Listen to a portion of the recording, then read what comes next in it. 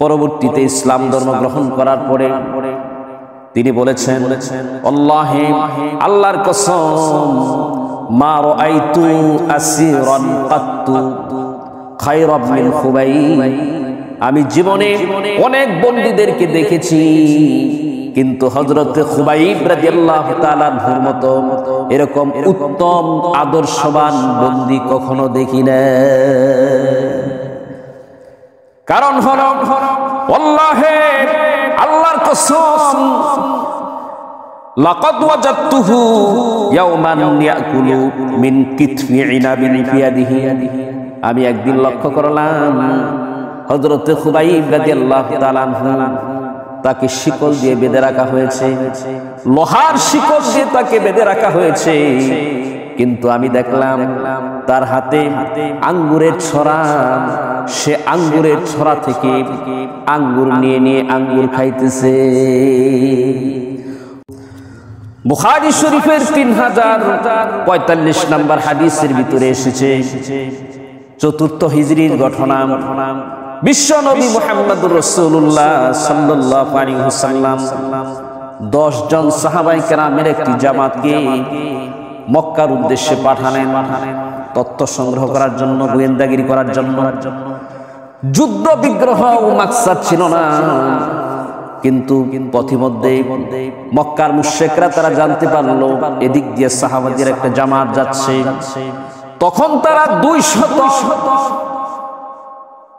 জনের একটি তীরন্দাজ বাহিনীকে সাহাবায়ে কেরামের পিছনে দেওয়া করলো তাদেরকে গ্রেফতার করার জন্য।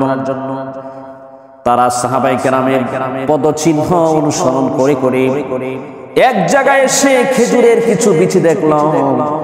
এই বিচু দেখে তারা নিশ্চিত হলো যে এগুলি তো ইয়াসরিবের খেজুরের বিচির মতো দেখা যায়, মদিনার খেজুরের বিচির মতো দেখা যায়, সুতরাং আশেপাশেই তারা থাকতে পারে। তখন তারা তল্লাশি নিয়ে এক পর্যায়ে 10 জন সাহাবীকে তারা গ্রেফতার করল। গ্রেফতার করার পরে একে একে তারা 8 জনকে শহীদ করে দিল।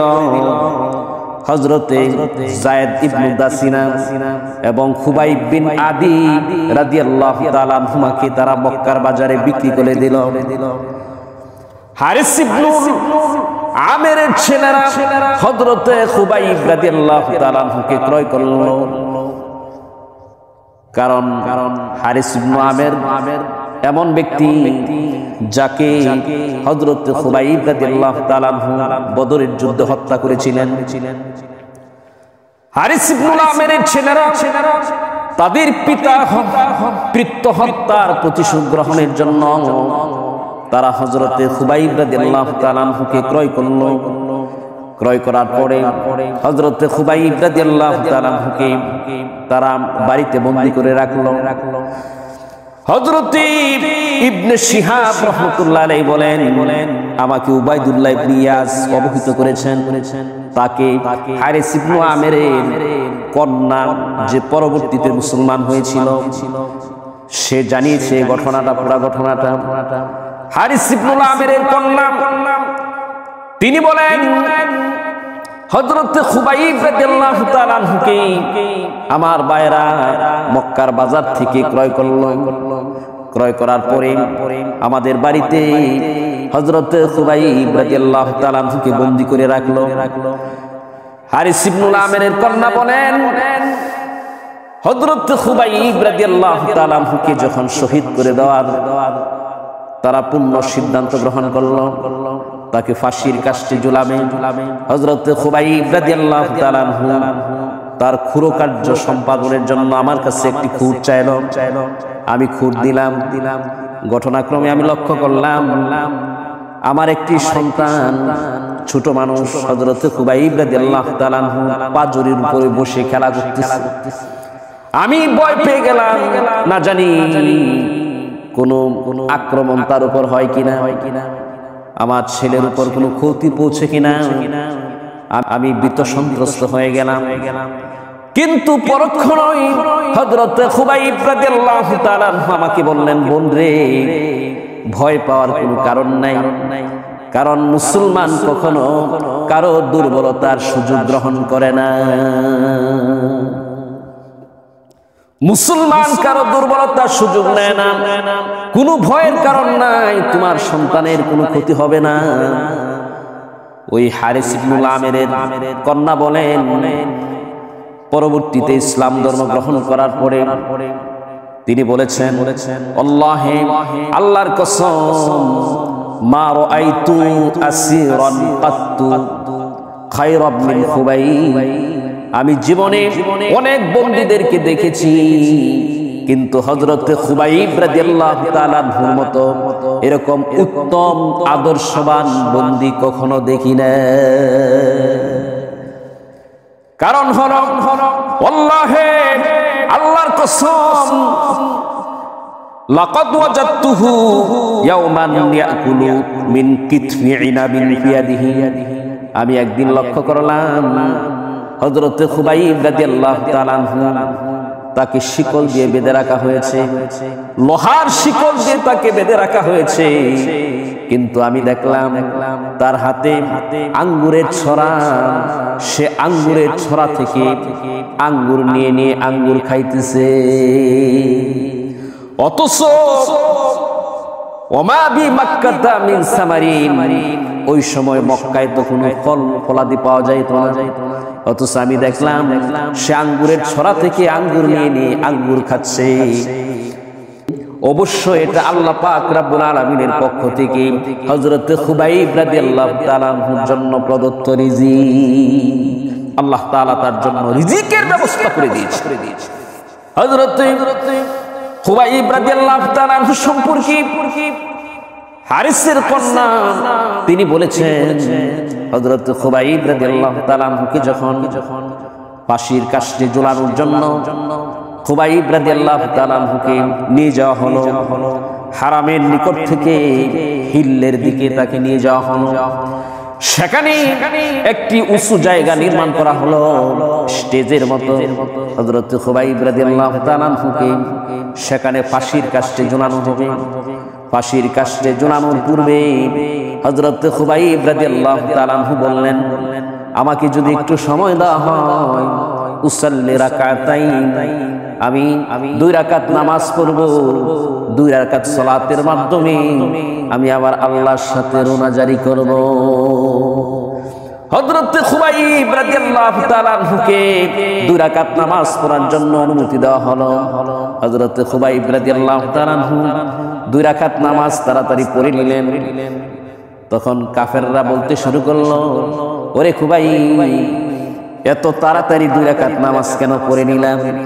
হযরত খুবাইব রাদিয়াল্লাহু তাআলা আনহু স্পষ্টভাবে তাদেরকে জবাব দিয়ে দিলেন, লাউলা আন তাযুন্নু আন্নামা বি জাযউন লাতাওয়ালতুহা, আমি যদি নামাজ দীর্ঘ করি তাহলে তো তোরা আমাকে নিয়ে উপহাস করবি যে মুসলমানরা মৃত্যুকে ভয় পায়, মৃত্যুকে ভয় পায়, আমি মারা যাওয়ার পরে আমাকে নিয়ে তোরা উপহাস করবি, ইসলাম ধর্মকে নিয়ে উপহাস করবি।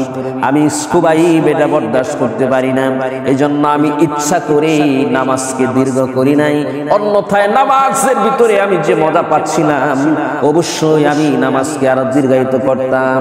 কিন্তু তোরা যাতে ইসলাম ধর্মকে নিয়ে উপহাস করতে না পারিস, কোন মুসলমানকে নিয়ে উপহাস করতে না পারিস, এই জন্য ইচ্ছাকৃতভাবে আমি আমার নামাজকে সংক্ষিপ্ত করেছি। আল্লাহু আকবার। হযরত খুবাইব রাদিয়াল্লাহু তাআলা আনহুকে শহীদ করার জন্য স্টেজের মধ্যে দাঁড় করানো হলো, পিছনে লম্বা একটি কাঠ ফিটিং করা হলো।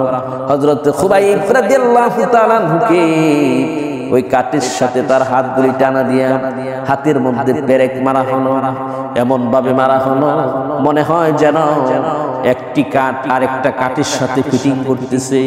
হযরত খুবাইব রাদিয়াল্লাহু তাআলা আনহুকে নির্মম ভাবে তারা কষ্ট দিতে শুরু করলো। হযরত খুবাইব রাদিয়াল্লাহু তাআলা আনহু শরীরের মধ্যে ওই যে আমাদের মা বোনেরা যেভাবে মুরাব্বা বানায়, কাটা দিয়ে এলো পাতারি ভাবে তারা কাফের মুশরিকরা হযরত খুবাইব রাদিয়াল্লাহু তাআলা আনহু শরীরের মধ্যে গায়ানি আরম্ভ করেছে।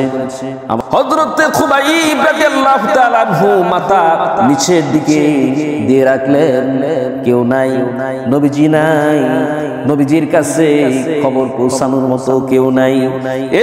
কিন্তু তখন হযরতে খুবাইব রাদিয়াল্লাহু তাআলা চেহারার মধ্যে কোনো চিন্তার ছাপ দেখা যায়নি, পেরেশানির ছাপ দেখা যায়নি। কারণ মুসলমান ইসলামের জন্য, দ্বীনের জন্য জীবন দেওয়াকে হাসি মুখে বরণ করে নেয়। মুসলমান আল্লাহর রাস্তায় শহীদ হওয়াকে হাসি মুখে বরণ করে নেয়। কারণ মুসলমান জানে শহীদের রক্তের ফোঁটা জমিনে পড়ার আগে আগে আল্লাহ পাক রব্বুল আলামিন তার জিন্দেগীর तमाम গুনাহ খাতাগুলিকে maaf করে দেয়। যার কারণে হযরতে খুবাইব রাদিয়াল্লাহু তাআলা আনহুর জবান থেকে তখনও উচ্চারিত হচ্ছিল, ওয়ালাস্তু বালি হিনা উকতালু মুসলিমান আলা আই শিক্কিন কানা লিল্লাহি মাসরাঈ। হযরতে খুবাইব রাদিয়াল্লাহু তাআলা বলেন, আমার কোনো ভয় নাই, ওয়ালাস্তু বালি, আমার কোনো ভয় নাই, আমি কোনো পরোয়া করি না। হিনা উকতালু মুসলিমান, কারণ আমাকে মুসলমান অবস্থায় কতল করা হচ্ছে, আমাকে শহীদ করা হচ্ছে। আমি তো আল্লাহর জন্য, দ্বীনের জন্য, নবীর জন্য আমি শহীদ হচ্ছি।